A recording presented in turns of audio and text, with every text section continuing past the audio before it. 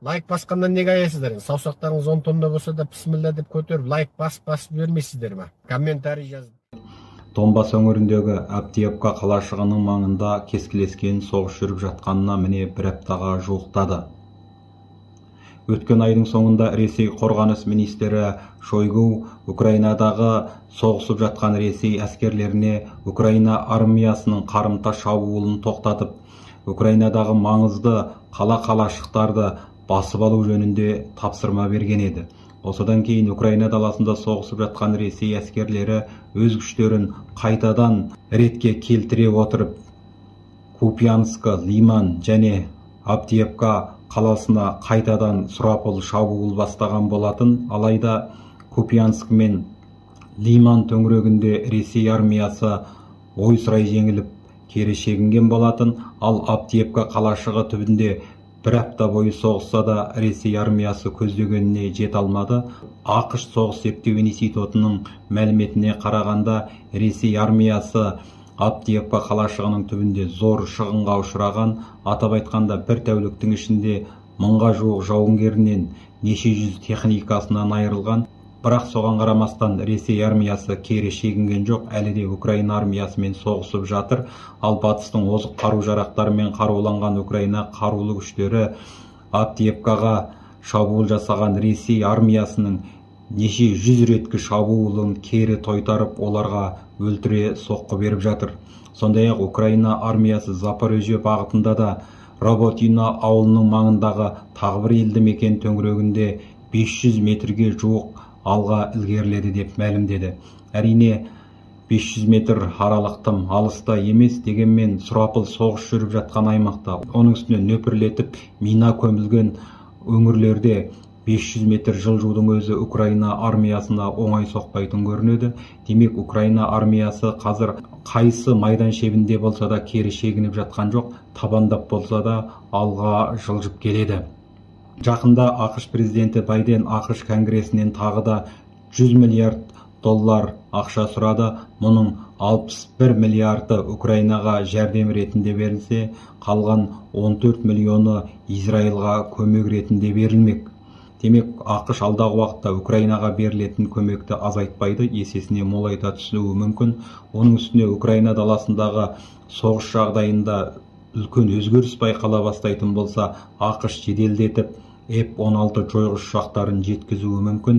Қазірдің өзінде Украинаның әскери қолбасшылары F-16 туралы айта бастады. Егер F-16 жойғыш ұшағы Украинаға жеткізілетін болса, онда майдандағы жағдайда үлкен бұрылыс болады деп қазірдің өзінде мәлімдемелерін жасай бастады. Әрине, жоспар бойынша F-16 жойғыш ұшақтары келер жылдың жазына қарай жеткізілуі мүмкін деп мөлшерленіп отыр. Қазір Украина жасақтары осы түрдегі жойғыш ұшақтарды соғыста қолданудың қыр-сырын үйреніп жатыр. Егер Украина жауынгерлері оны жеттік меңгере алса, F-16 жойғыш ұшақтары Украина даласына мерзімінен бұрын келуі де ықтимал. Кеше Украина қорғаныс министрлігі соғыс басталғаннан бері Украина даласында Ресейдің 290 мыңнан артық жауынгері қатардан шықты деп мәлімдеді. Әрине, Украина тарапы мәлімдеген бұл санақ өлгендерді, жараланғандарды, іздерексіз кеткендерді қамтиды. Алайда соғыс жағдайында мұның шын өтірігін анықтау өте қиын. Ал енді Газа секторындағы жағдайға келсек, Израиль армиясы Газа секторына әлі де толассыз соққылар жасап жатыр. Қазірге дейін Палестинадан өлгендердің саны 5700 адамнан асты, 15 мыңнан артық бейбіт тұрғын жарақат алды. Өлгендердің және жарақат алғандардың арасында балалар да көп, екіқабат әйелдер де бар. Ал Израиль тарапынан өлгендердің саны 1400 адамға жетті, сондай-ақ 4800 адам жарақат алды. Израильдің мәліметінше Хамас қарулыларының қолында 110 адам әлі барымтада отыр. ақш Түркия елдерінің арағайын болуымен Хамаспен өткізілген бірнеше ретке келіссөз сәтсіз аяқтады. Сондықтан да қазірге дейін тұтқындарды босатып алу мүмкін болмай отыр. Тек алдыңғы күні ғана ақштың 2 азаматы босатылған болатын. Сондай-ақ араб елдері Мысырда жиналыс өткізіп, Израиль мен Хамас арасындағы соғыстың жағдайын талқылады. Кайрода ашылған бұл жиналыс жабылды, бірақ жиналыстан кейін жиналысқа қатысушы елдер ешқандай ортақ мәлімдеме жасаған жоқ. Соған қарағанда бір байламға келе алмай тарады деген болжамда айтылып жатыр. Ең басты жаңалық қазір Газа секторына гуманитарлық көмек жеткізіле бастады. Бүгін гуманитарлық көмектің екінші кезеңі Газа секторына жеткізіліп жатыр. Бірақ соған қарамастан Израиль армиясы Газа секторын қатаң құрсауға алып кірген гуманитарлық көмектің өзін қатаң тексеруден өткізіп жатыр.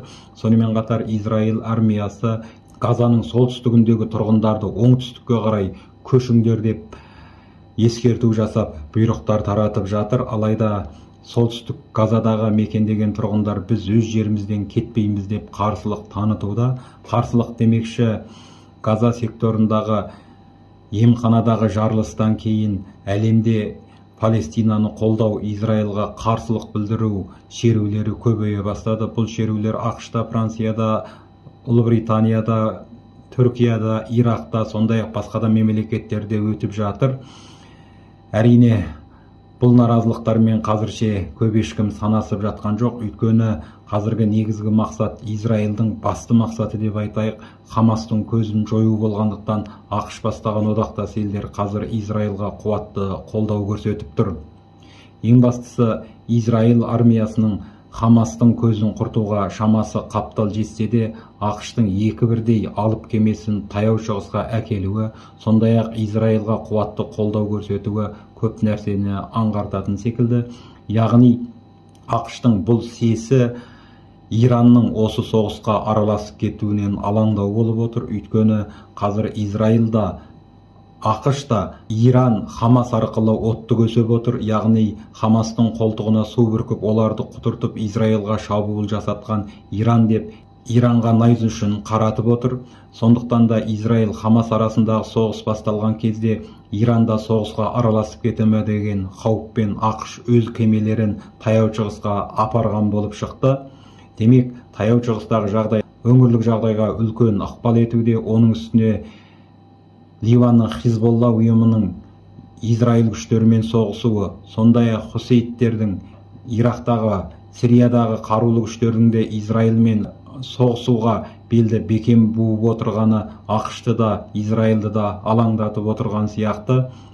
Біз осыдан бұрын Израиль елі Сириядағы Дамаск және Алеппо әуежайларына шабуыл жасағанын айтқан болатынбыз. Кеше Израиль қарулы күштері осы екі әуежайға тағы да шабуыл жасап, әуежайды бүкілдей істен шығарды.